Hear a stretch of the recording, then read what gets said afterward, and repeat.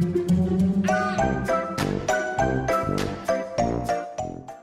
guys, Sandy here. Welcome back to the channel. Today I am scrapbooking some photos from Leavenworth, and I am going to be using some really cool Brutus Monroe products. These are dies and stencils and papers. I'm not exactly sure what I'm using, but it's going to be this stuff because it's very breakfast themed. So let's see what I can do.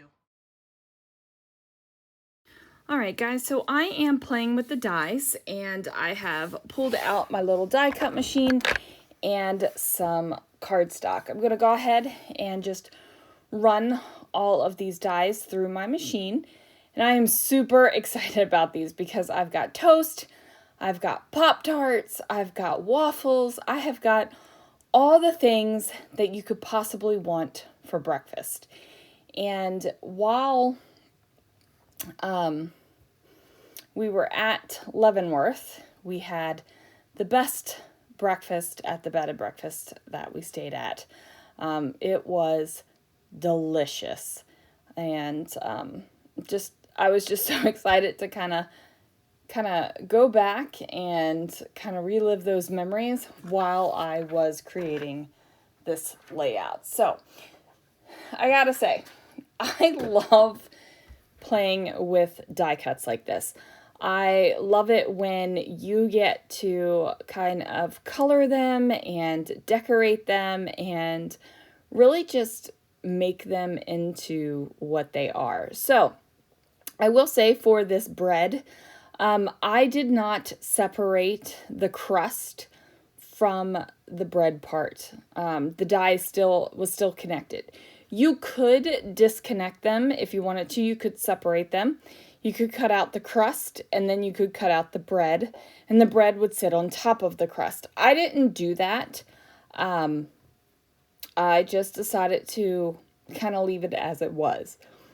Now, I am using aqua pigment here to colorize my cardstock. I was already using a tan cardstock, but I felt like I needed to add a little bit more just to kind of give it that pastry feel, or that crusty, that golden brown crusty feel. Do you know what I'm talking about? Where, you know, your pastries are just golden brown and delicious, and I was going to go for that. So these are the bottoms of the Pop-Tarts, and I'm using some glitter glaze, and I'm using some candy coat to go ahead and make the inside of those Pop-Tarts. So Pop-Tarts are a thing, you guys.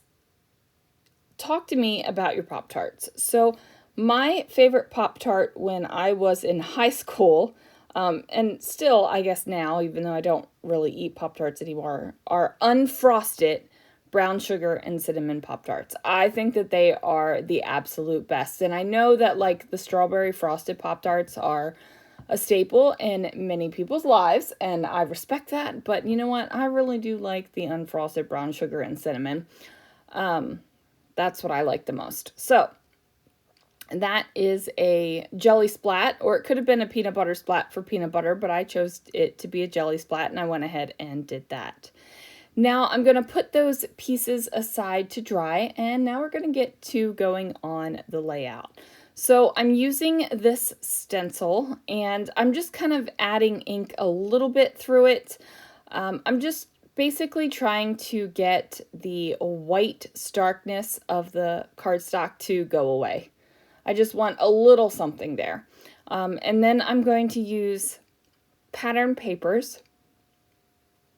And these are from the Nana's Tablecloth pattern paper pack. And I am cutting them down into different sizes. And I'm just building basically a base for my photo and the pastries that I have got ahead and die cut out and decorated, right? So now I've got this base going on down here, and I'm gonna put my two photos down. So this was breakfast before breakfast was on our plates. I kind of took the picture when the coffee was down, but I kind of forgot to take a picture after the food was down, but it's fine, you guys. And And then it's also a recipe of the little delicious, puffy, golden pastry bites that were so delicious. I know I just said that they were delicious, but I mean it, they were delicious in that recipe. So I took a picture of that, and now it is going to be immortalized in my scrapbook.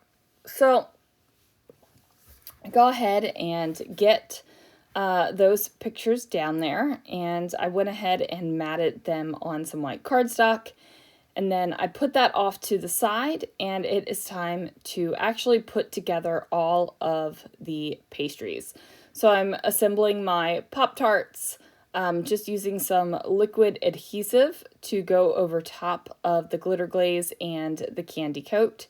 I always recommend, if you are gluing on top of a glitter glaze or a candy coat or anything that has that little bit of lumpy bumpy texture inside of it, and you are doing it after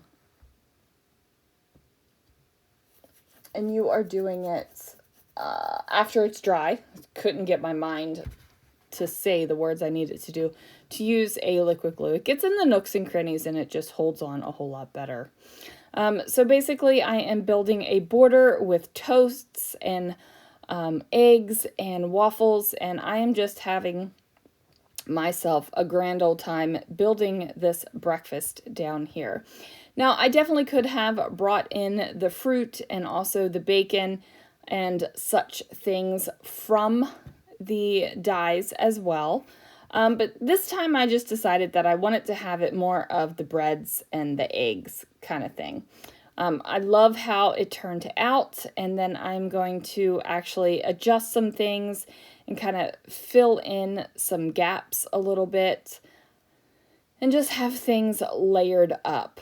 I'm going to trim off the bits that are hanging off the edge of the page, and then I'm going to put on a title. Oh, I'm moving things down a little bit. It felt like it was a little bit too high up there, so I'm moving things around until I figure it looks pretty good. And then once that is up there, the title goes down, a little doily and decoration goes down as well. And then I decided that even though I had that stencil down there, I still needed to kind of get rid of some of the stark whiteness of the background. So I took a pen and did a sketchy border around the outside of it. And that is going to do it for this layout, you guys. Thanks so much for watching. Thanks for checking out the links down below. And then I will see you guys again real soon for another video.